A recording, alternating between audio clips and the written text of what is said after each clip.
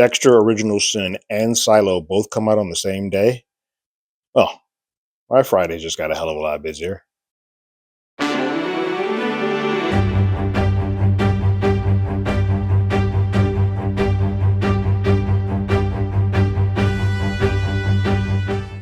Hello, everyone. Terrence here with Hollywood Already Did It. If you haven't already, go ahead, like, share, subscribe to the channel, leave a comment, ring that bell below. Anytime we have something, you will be among the first to know. Welcome to all my new folks. I gained a few folks over on the Silo stuff. Those Silo reviews have been bringing in some new folks, and I appreciate you all. Thank you. Dexter is back somehow. um, you told me that when we finished the Dexter original series and we got Lumberjack Dexter, and then we were welcome enough to get him to come back briefly in A New Blood, and we got Father Dexter, who then was killed, or so we thought. We thought that would be the end of it. I didn't think we were going to be extending out and branching out into doing a Dexter universe, but here we are. We're getting two spin-off series from the Dexter New Blood uh, miniseries, I guess season you can call it. We're getting Dexter Original Sin, which is what we're going to be talking about today, and then there's going to be a Dexter Resurrection with the actual Michael C. Hall playing Dexter again one more time. At the end of Dexter New Blood, it looked like that was the finale and we were going to be done, and that they were going to be spinning off and doing maybe a possible series on Harrison, but that didn't really have as much bite or much interest anyway from the viewers as much as, hey, we still want and care about Dexter. And so here we are with Dexter Original Sin, which is a prequel series to the original Dexter series, but sort of spiders off of the events of Dexter New Blood.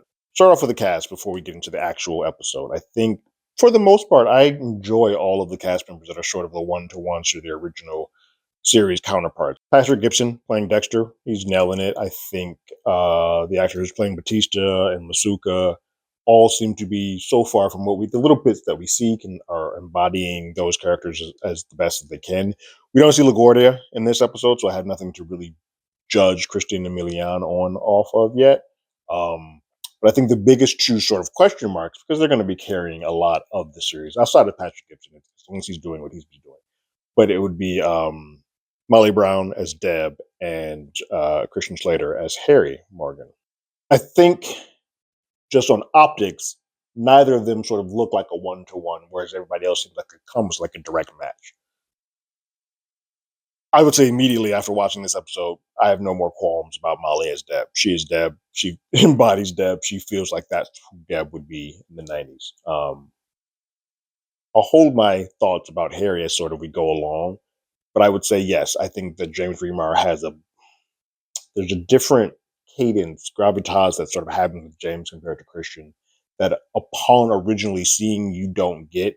But as this episode goes along, you see that as much as this is like the prequel series to Dexter, it's also sort of an introduction and prequel series a little bit more into who Harry is and exactly why Harry would go about the means of training his son to be this trained killer that we all know and love. So this episode is called And So It Begins. The first episode of Dexter Original Sin. It picks up right at the end of Dexter New Blood. So I do think that if you are a new person to the series, you can watch this episode and be perfectly fine. But I do think that there are more Easter eggs for those who watched the original Dexter. And I think what happened in Dexter New Blood sort of directly kicks off. So it helps to have seen both previous series. If not for Dexter, the original series, because there's multiple seasons, at least the first 2 to 3 seasons. This picks up right at the end where we think that Dexter is shot. He's shot dead, left in the snow for dead. We don't think there's any coming back from that. His son, Harrison, shoots him and he's left to die. And then the next thing that we see is this series picks up at the end of that where his body is picked up into a car by whom we don't get that. I'm assuming that's going to be something that we pick up in Resurrections. He's taken to a hospital and resurrected, if you will. So he lives, and we'll get that piece there. But what we're getting is this is sort of the template to build around this episode where he's saying that he sees his life the old saying that you see your life flash before your eyes actually did occur. And so this series is us seeing through him his life flashing before his eyes, which is, I think, if you're going to bleed this Dexter series out and milk it for everything you can, that's a pretty good creative structure to sort of put this series behind. I'm not mad at that. That's pretty genius, actually. People are probably wondering how he was made to be alive. We'll probably get more answers of that in the Resurrections. But here, I would just imagine that him being out in the cold for as long as he does, with the snow sort of packed in snow, might have helped his situation more than it would have been had he been out somewhere else or in the heat. Neither here nor there. We are now off to the races with this prequel series. And so we get a pretty cool, well, there's a shot of Dexter being born to his mother. So we get to see him he was actually born normally, which is important to see. I don't quite know how that flashes before his eyes because I don't think he would remember that piece, but we as an audience see him being born, which is good because we have always sort of seen him being born in the blood when everything kind of goes to shit. We then get to see the Dexter montage intro, but 90s style, and it's a cool little thing. You still get the same thing, but you get hints of still get the eggs, still get the shaving with the blood, those normal things that you get from the Dexter theme, which is cool to see. But then you also get the corded phones and the mixtape tapes and all that stuff. So things that are spliced in with the 90s, which is where this series takes place. This is very much a 90s series. We start off with Dexter finishing his last couple of days in college, and he's doing an autopsy in front of class. He's considered to be the oddball, the weirdo. We already know that. He's doing a cutting on a cadaver. And the good thing about this series that I think sort of helps bridge everything together is that we still get to hear our version of Dexter, Michael C. Hall, sort of be the narrator. He's the inside voice of Patrick's earlier version of Dexter. So that voice, that inner dialogue is always there. And we have that sort of connective tissue to everything else. But he's telling us what's going on. And so he's doing a cadaver cut, an autopsy on this. He's pulling out the heart, and you can tell that he's enjoying this, but it's not giving him the thing that he truly wants. He mentions how the cadaver's not bleeding. It's like, yeah, I wish that was there. Like those are the things, that is the taste that he is seeking out here, and he's not really able to get that off of this autopsy. His teacher says that, hey, he did this autopsy amazingly and will go on to be a great surgeon. But we all know that is not the path that is in front of Dexter and not the path that he even wants or has chosen to want. We learn later that he's sort of been put on this path to sort of maybe be an answer to deal with the cravings and the dark passenger. For those of you, they don't use that term in this episode, but if you've been a part of this franchise, you know that's the terminology for it. We get what I'm imagining is going to be the sort of A story that takes us through the entire season. But there's a serial killer on the loose. And so we see Captain Spencer, who is played by Patrick Dempsey, foul-mouthed Patrick Dempsey, and Harry Morgan, and the rest of the crew, by Batista, Masuka, Tanya, we get to see for the first time, played by Sarah Michelle Gellar. They all sort of arrive on the scene to try to get under the hood of exactly what happened. A family's been murdered. This is the third serial killer break-in that they've seen in recent times, and they're just trying to get some information. They don't have a lead at all. Back home, Harry and Dex and Deb do their normal dinner thing, and Deb wants to go to a party. It's a college party. She's too young. She shouldn't be at a college party, but she wants to go to a college party. Harry's like, cool, I'll let you go to the car. I want you to go to the college party, but to do so, I want you to take Dex. And she gets off in the most flippant Deb way that you can think of. I was like, oh, that was the moment that I realized, oh yeah, she's embodying Deb.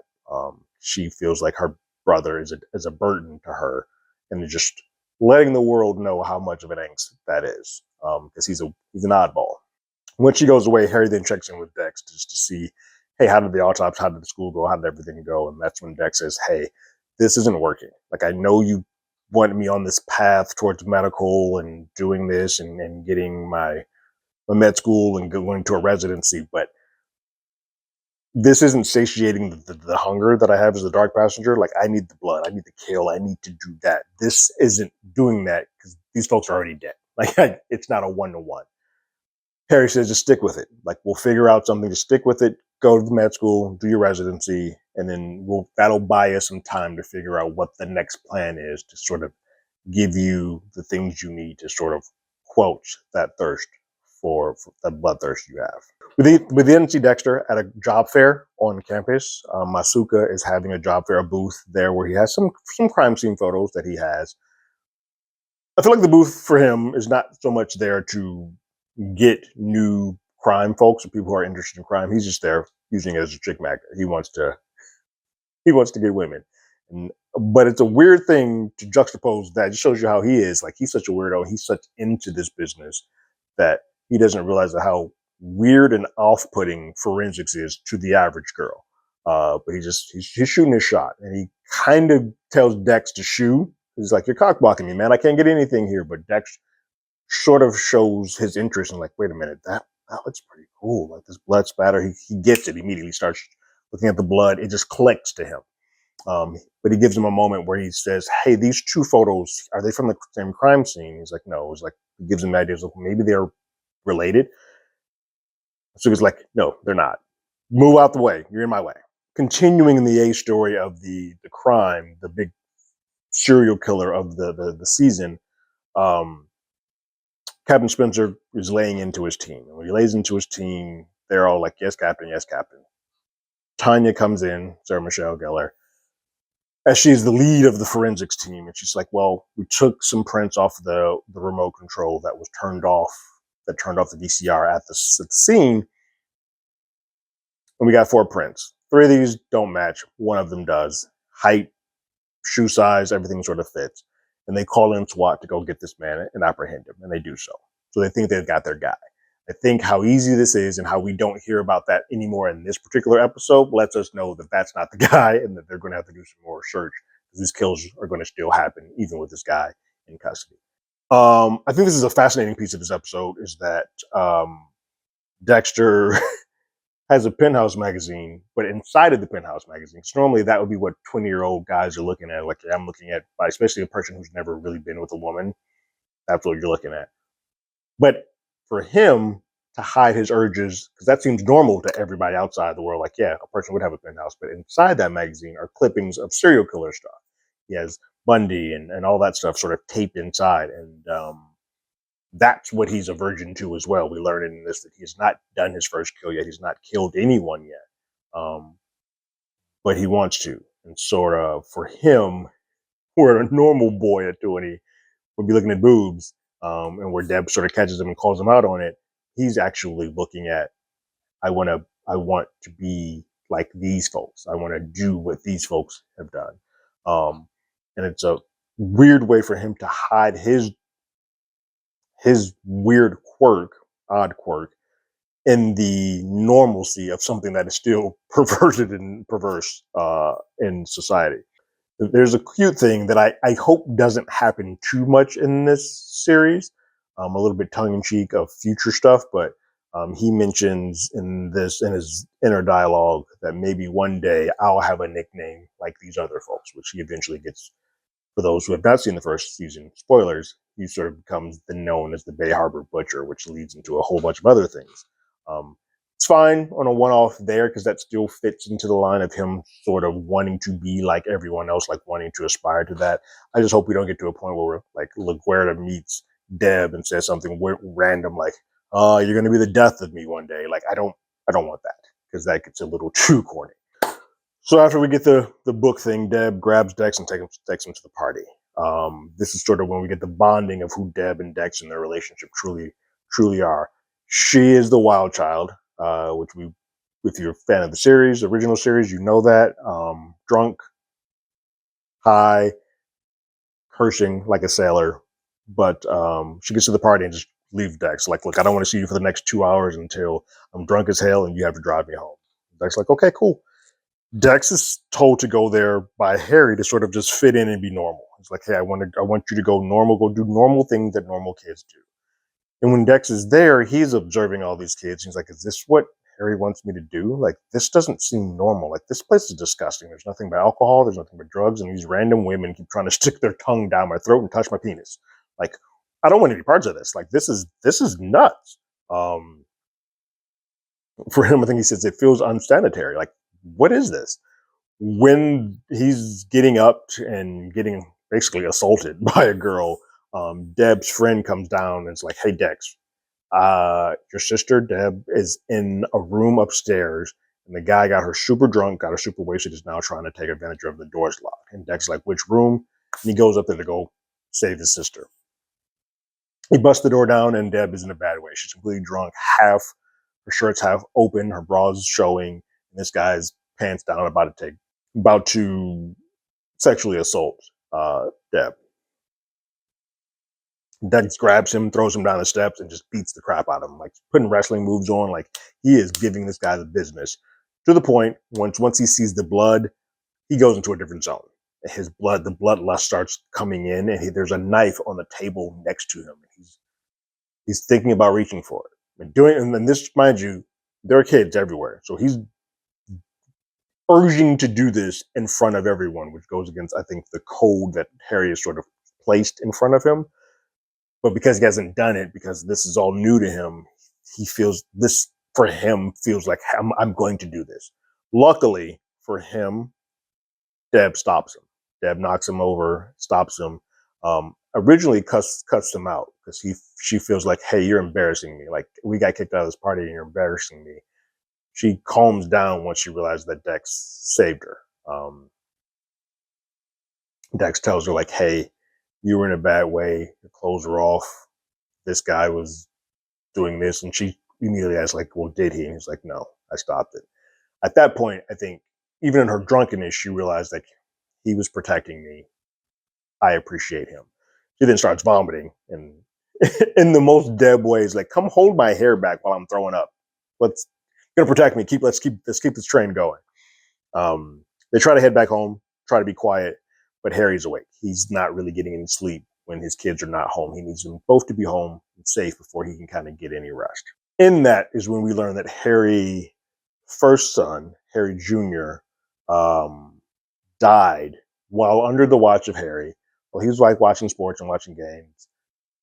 His kid, a toddler, opened up the patio door and went into their pool, which wasn't gated or protected, and drowned. And Harry saw him too late, tried to save him, but it was too late. And so, a lot of the things that Harry does, I think, in this series and as a whole, is to sort of make up for the loss of his birth son. He's doing the things that he doesn't want to lose Dex. He doesn't want to push Dex away. He wants to be there for Dex because he wasn't there for Harry Jr.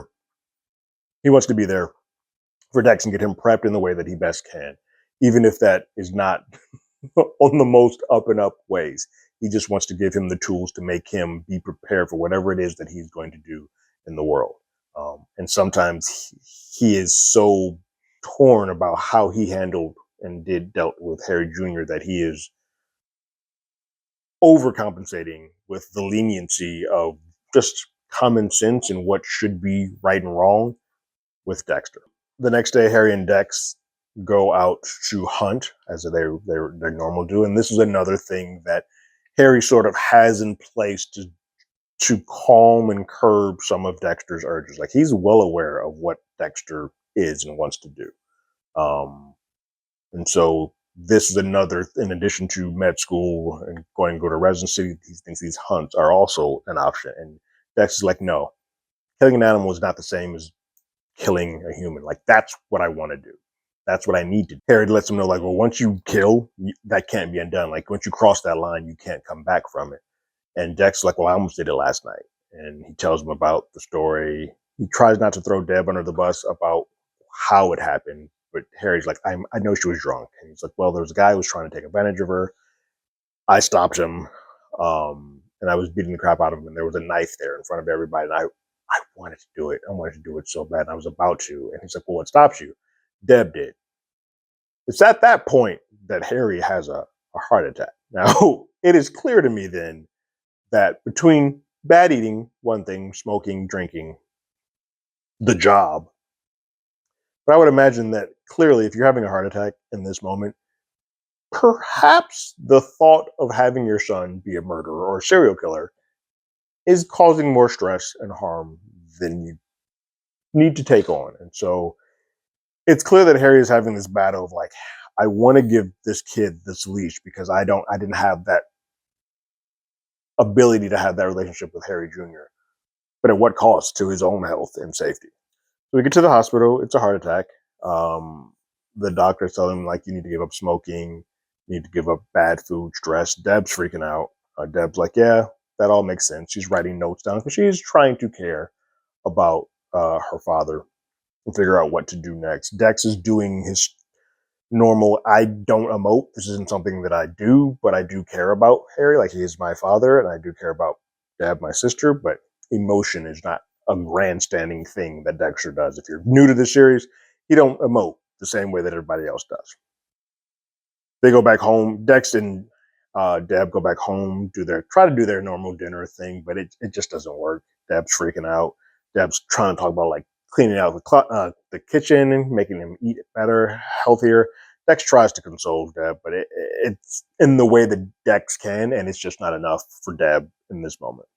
While at the hospital, one of these days, Dex goes and passes by a room and sees that a patient is dying and sees that Nurse Mary is consoling the family that is there. But when she is there and she doesn't feel like anybody in the family is seeing her, she sort of gives a smile as if satisfaction has overtaken her. And Dex immediately is like, well, hold on.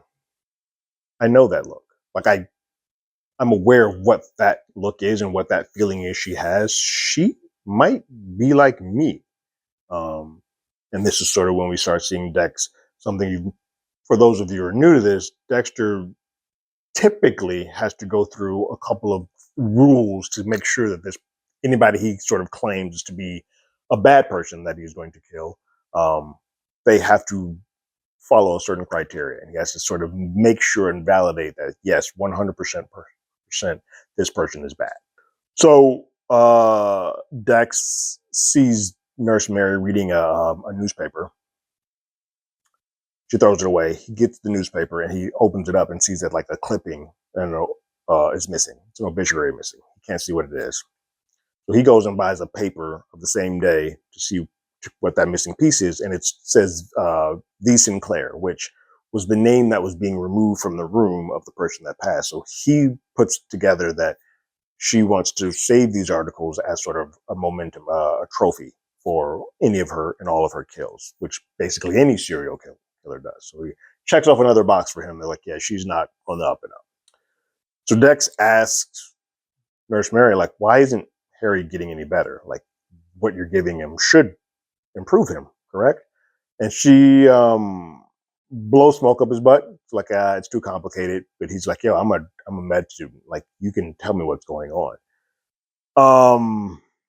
After getting basically the runaround, fed complete bull, Dex realizes that like Nurse Mary needs to get put down.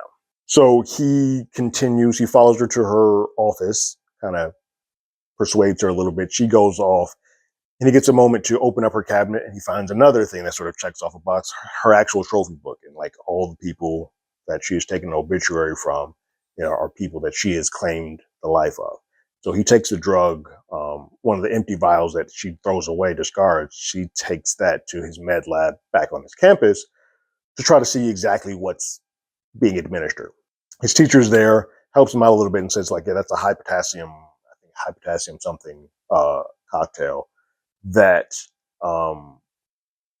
put in for one day is harmless, but if you do this over the course of multiple days, it can kill someone, and it is undetectable by autopsy. So it's basically she's a silent killer. Like she can get away with this working as a nurse at home. At a hospital, people are going to trust her to be the person to administer these drugs. So Dex sets up her house as a kill room, and you can tell clearly he has no idea what he's doing. It's a sloppy kill room. It's not set up the way that he approaches her. He has not sort of figured out his rhythm or rhyme to what it is that he does.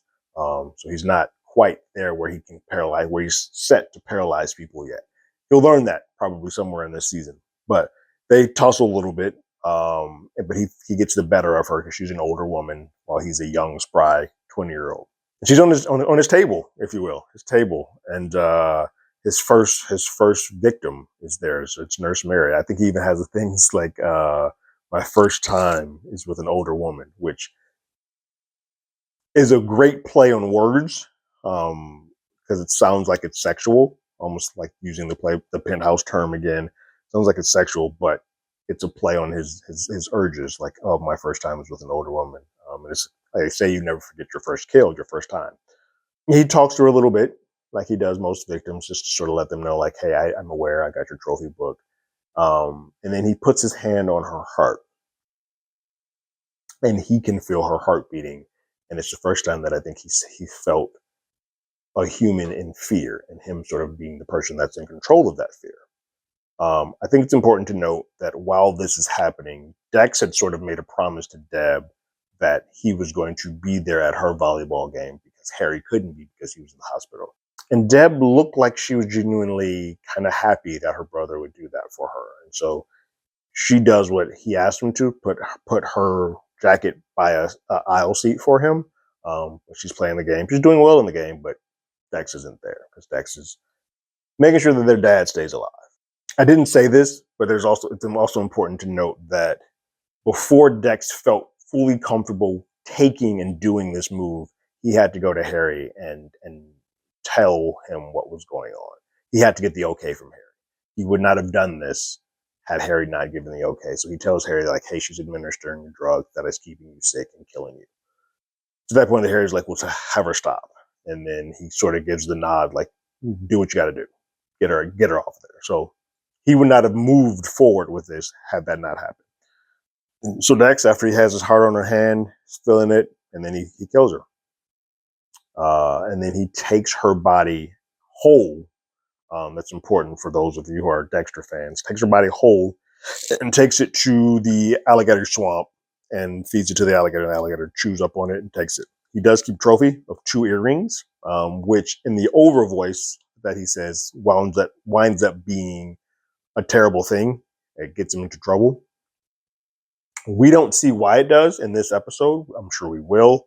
But when he gets home, there's a little bit of a terrifying fact because there's police outside of his door. Now, not that big of a deal. His dad worked for the police, and so what's happening is all of his dad's contemporaries and partners and people at the precinct are coming to sort of deliver food for Deb and Dex while they wait for Harry to come home. So everybody's coming, they're grabbing him stuff. Batista's there. He doesn't know Dex yet.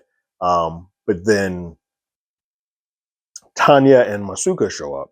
And Masuka's like, hey, you were at the job fair. This is the one who you did something that most people can't do. You were able to pick just off of the crime scene photos that these two could be serial killers. They were not. You were wrong. But it took us and multiple people and multiple weeks to sort of come up with that idea. And you did that by looking. So Tanya offers him a paid internship at Miami PD. Sort of the olive branch that starts where we get the path that Dexter sort of goes on. Deb shows up while all the food is there. Dex's looking at the food and is pissed because, Dex didn't show up to her volleyball game like he said he would. And he can't tell her why he wasn't there. And then Deb immediately starts throwing all the food away because none of it is healthy enough for Harry. So they all brought this food, but it's all getting tossed out. Shows you how manic and like Deb is as a person. Dex then remembers, oh crap, today's graduation day. I got to go. So he goes to his graduation. Everybody's tossing their cap and gown in the air except for Dex. He's just sitting there with his cap on. He's looking at the chairs of Harry and where Harry and Deb are supposed to be, and neither of them are there. And he kind of understands for him. He's like, yeah, I didn't expect Deb to show up. She's probably pretty heated at me. Then all of a sudden, he sees Deb, and Deb was there. And it's important to sort of show you as a whole in the series how much Deb is always there for Dex. Even if Dex is in the wrong, even if Dex is having highs or lows, Deb is always there. And for as much as he can be within the realm of what he's allowed to do emotionally, he is there for her. And that's the first time that I think he realizes that family goes beyond just Harry. family does include Deb as well, and so this is sort of his circle. So she hugs Dex, and Dex gives a hug back, which is important. Deb and Dex go pick up Harry from the hospital. He's looking better now that the nurse is out of the way. When back home, Harry asks Dex, how did he do it? Well, first, did he do it? He's like, yes. And then, how did you do it? And he's like, yeah, did it. Kind of walks him through it. He's like, well, how did you dispose of the body? It's like, I took it up to Alligator Alley, fed it to the alligators whole, which I think is going to come to bite him in the butt. For folks who are with this series, they know that the Bay Harbor Butcher, he cut them up. There's a reason, I'm believing, that he got to a point where he felt like he needed to cut them up in pieces. I feel like this alligator trying to eat that person whole may not come back in the best form for him, some form or another. So I think that's going to bite him in the butt, literally. But Harry asked him, how did it feel? And he said it felt right. And so then Dex leaves, and Harry has a bit of a breakdown. Looking at the photo of Harry Jr., he has a bit of a breakdown, crying. Because I don't think he really realizes, no, he does realize. He realizes the door that he's just, the Pandora's box that he's just opened. But now that he's done it, he has to do everything possible to sort of protect his son as best as he can, because the floodgates are now going to open, and he has to keep him sort of shielded. The next day, we see Dex with a new Dexter haircut, the haircut that we all know and love, showing up to the precinct with Harry. So Dex and Harry show up, and it's his first day on the job. Everybody sort of greets Harry, and then we see Dex go in with Tanya and Masuka and sort of start learning the ropes. And that's the end of the first episode. We sort of get a pullback shot again of like, this is the memory. It reminds us that the framework of these episodes is the memory of our current day Dexter, probably in Dexter Resurrections. But yeah, all in all, good episode. Like I dug it. It felt in line with the original series. A little modern. Everybody seems to be playing their parts quite well. I think Deb and Dexter are nailing it. They feel like that's the version of them when they were younger. How you can see how their relationship sort of grows and blossoms. And like, as much as Dexter feels like a weirdo to Deb sees that she does care in whatever weird way he can. The Harry part of it, I think, was the one that a lot of people were questioning and confused about, worried about with connection. And I think that Christian Slater is doing what this series is asking of its Harry. I don't know if it's asking it to be as paternal and fatherly to Dex. We'll get there, but this is also to show sort of that bridge of who this person is, fighting back and forth whether or not he's making the right decision in teaching Dex this way and keeping it all inside. But yeah, I'm excited to see where the rest of this series goes. I'm excited to see where just the Dexter franchise as the world goes. Somehow, some way, Dexter keeps coming back, and it is a series that I think even from episode 1 all the way through the Dokes to the Trinity Killer, all the way up to you name it. This is a series that has touched on some type of nerve, because the thought of being that vigilante killer just is so enticing, appetite inducing. It's right there where it's like, I understand Dexter. I don't agree with him all the time, but I understand sometimes why he does what he does. And I think that just makes for a great story. And it looks like we're here in this world as long as Showtime wants Michael Hall to do so. What did you guys think about the first episode of Dexter Original Sin? Go leave your thoughts and comments in the comments below. What do you think about the cast, sort of one-to-one to their versions from the first series of Dexter? Leave your thoughts for those as well. If you haven't already, you can follow us on X at HollywoodADI. You can hit us up on email at HollywoodAlreadyDid@gmail.com. We also have a podcast with the same name. That's on Apple Podcasts, Spotify, anywhere the place podcasts. We're there. And like always, I got my ticket. You got yours.